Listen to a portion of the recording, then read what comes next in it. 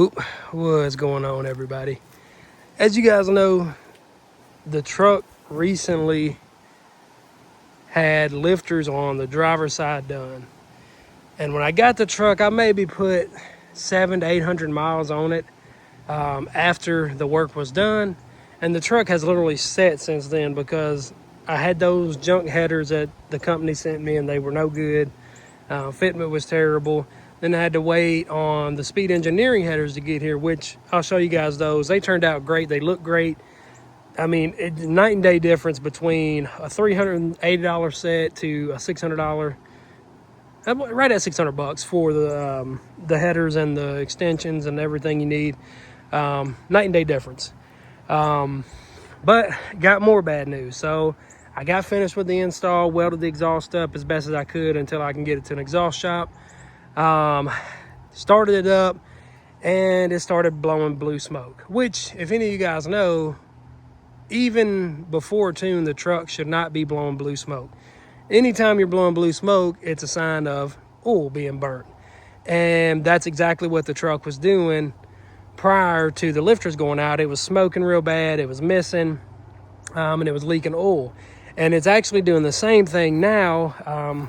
I actually took it down the road and I looked behind it and it looked like a fog machine, but I don't know if you guys can see it. It's kind of dry, but like right there was a small puddle of oil. And I'm sure if I crawl under there, the exhaust is going to have oil droplets on it from the driver's side. As far as I can see, it's the driver's side. And that's exactly what it was doing on the driver's side when the lifters went out. So I got to take the truck and drop it off Sunday at the dealership so they can look at it. I hope they don't say it was anything to do with the headers, but I know how warranties go and I know how aftermarket parts go. But if they do say that, they're going to have to prove to me that that's what it was, because if any of you guys know, headers shouldn't have anything to do with burning oil in an engine and having the same exact issue occur. Like literally, I think it's like 800 miles. The truck, I got it and paid, the deductible for the insurance and the warranty and all that stuff. It had 124,000 and like 780 miles. We're at 125 and some change right now. So I haven't put that many miles on it, but the truck did chew up a lifter. It had a dead lifter in it, and they only changed the driver's side lifters. They didn't touch anything on the passenger side. They didn't flush the engine. They didn't do anything. And I called them out. I'm like, so what about metal shavings in the, the oil pan and, on the other accessories on the inside of the motor? I said, oh no, you'll be good. And I'm not the smartest man in the world, but I feel like if there's any kind of metal shavings on this side of the motor, they're going to be everywhere because it's on a pump. It's pumped. The oil is pumped around throughout the engine. But like I said, they said it was under warranty. So I'm like, okay, well, if it's under warranty and it messes up, it'll get fixed again.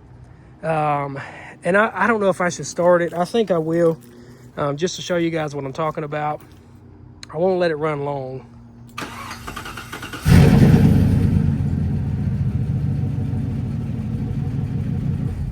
It won't even stay running. It's pretty bad. Like I said, when I took out down the road and I gave it some gas, to get it up to speed, it literally looked like a smoke machine. That's how bad it was smoking.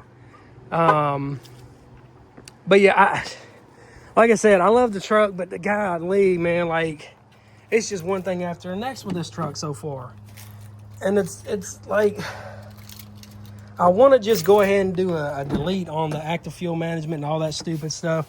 I think the kit with Texas Speed is like $1,200.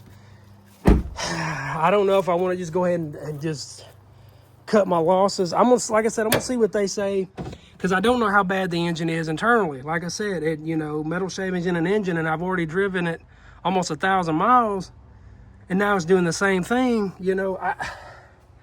But yeah, like I said, Speed Engineering headers, they're on. They look great. Everything was great about them. No fitment issues. Everything bolted up perfectly.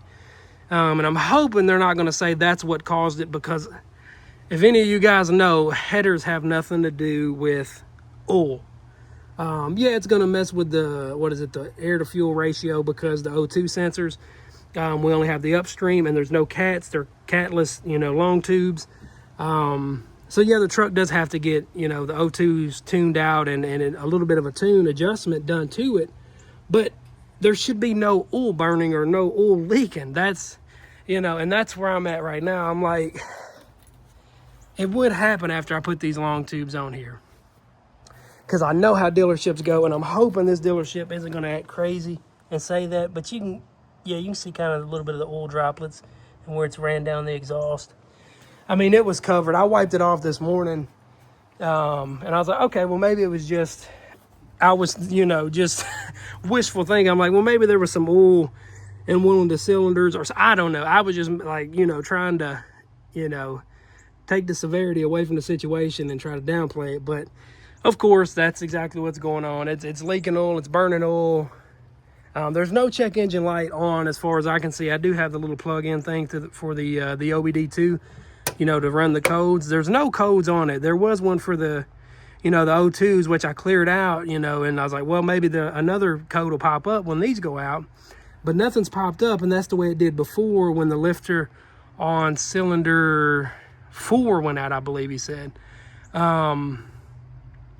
So yeah, now we're just playing a waiting game again, and it's terrible because I want to do so much more to this truck, but it seems like every time I get something done, something else happens.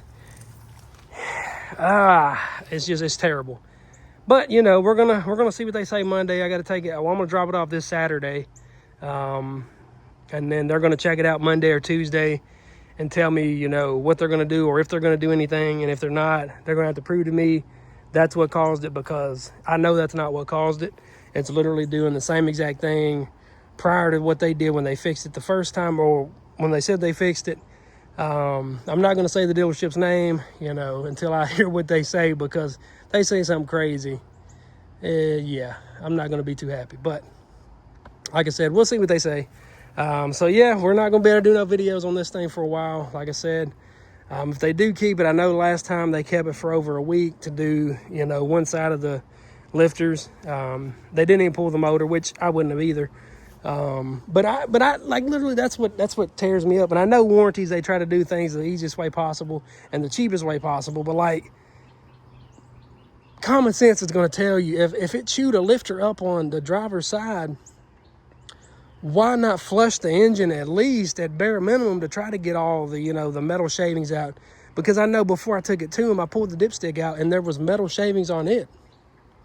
So I'm like, that's the basic knowledge. Like that, I would not put a motor back together until I knew I flushed it, or something along those lines. Ran it, drained the oil, put new oil in it, something like that. Like, it's just terrible how they do people's vehicles. And I know, that's probably protocol on how they do it. Change the lifters, put oil in it, send them on their way. But like, I'd rather take this thing to a shop. Or like I said, if I could, I might just have to fork out the money and do a DOD kit to delete the whole AFM stupid active fuel management junk on the truck. Like I said, the kit with the tuner is only like $1,200. Hopefully it's just the lifters again, because I really don't want to have to buy or wait on an engine if they, decide they're going to warranty it or whatever they're going to do. Because that's going to suck too. Having to buy a short block, and yeah, I really don't want to go that route. But like I said, we're going to see what they say. But yeah, like I said, another thing, if you guys are in the market for some headers, the Speed Engineering, they are great. Like I said, everything bolted up how they should. And if you have like the stock, exhaust on the truck, you get all the flanges to bolt right back up to it. No welding needed, but being that my truck had the true duals on it, I did have to do some modifications myself, which I'm not no professional welder by any means, and I'm not going to say I am. So it's on there. It's not going anywhere, but it'll get me by until I take it to an exhaust shop, or until I buy a catback exhaust. I think I might, go that route. I'm going to look at Corsa and Borla and stuff like that, and see if they have a custom 3-inch exhaust that I can just bolt right up to this, because I did keep the flanges and stuff that come with the Speed Engineering headers. So we might just go that route too. But I do want to eventually go with the bedside exit, where you do the little cutout in the bedside right here, and do that kind of thing. But I'm going to do that later on down the road once I get the truck nearly paid off. But yeah, I just wanted to update you guys and let you know that the headers are on, but we have another issue, and it's not looking or sounding good. The truck, and what kills me is the truck, it's not ticking or banging or knocking or anything. So I don't know if, I really don't know. That's hard to say without, pulling the motor apart and looking inside of it. Hopefully it's not nothing crazy. Hopefully they're like, okay, well, it's just another lifter. We're going to swap it out and you'll be good to go, or something along those lines. That's what I'm praying for, because I really want to get to my modifications on this truck. And at the rate we're going now, it'll be, early next year, but by the time I get this thing how I want it to be. But yeah, I'm going to quit yapping. Just want to give you guys an update on the headers and the truck itself. That just tears me up, man. That tears me up. But yeah, as soon as I hear something back on the truck, or they tell me what they're going to do, I'll either post something on the channel or make a quick video. So I guess it's back to the Ford Ranger. We're going to start, I might just go ahead and order the Ranger grill, Raptor Ranger grill, and put that on there in the meantime. That way we can put out a video. But yeah, that's going to do it for this one. If you guys did enjoy, go ahead and hit that like button. I will throw in a link for the Speed Engineering headers. That way, if any of you guys want to pick them up, there'll be a link in the description for that. But yeah, that's going to do it for this one. If you guys enjoyed, go ahead and hit that like button. And if you want to see more on the truck when we get it back, go ahead and hit that subscribe button as well. And I'll see you guys on the next one. Peace.